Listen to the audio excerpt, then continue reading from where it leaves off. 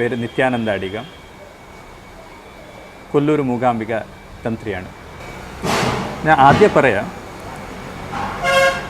നിങ്ങൾ മൂകാംബിക വരുന്ന ഒരു ആഗ്രഹം നിങ്ങൾ ചെയ്യാൻ പറ്റും. പക്ഷേ നിങ്ങൾ എപ്പോൾ വരണം എന്ന് ഡിസൈഡ് ചെയ്യുന്നത് അമ്മയാണ്. പിന്നെ എങ്ങനെ അമ്മനെ തുളന്ന ഒരു സമ്പ്രദായം എങ്ങനെ ശരിക്ക് കണ്ടാൽ, ആദ്യം സൗപർണിക്കയിൽ സ്നാനം ചെയ്തിട്ട് കുളിച്ചിട്ട് അവിടെ ഒരു ഗണപതി അമ്പലമുണ്ട്.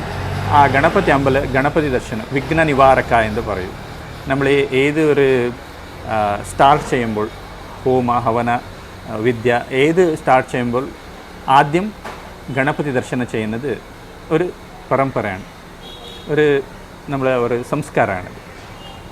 ആദ്യം ഗണപതി അമ്പലം തൊഴുത് പിന്നെ അമ്മ തുളന്നത്, ലാസ്റ്റിൽ വീരഭദ്ര തുളന്നത് ഒരു സമ്പ്രദായമാണ്, ഇവിടുത്തെ സമ്പ്രദായം.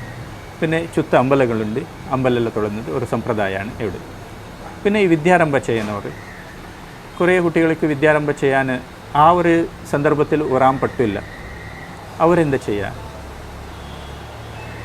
അതൊന്നും വിഷമിക്കുന്ന ആവശ്യമില്ല.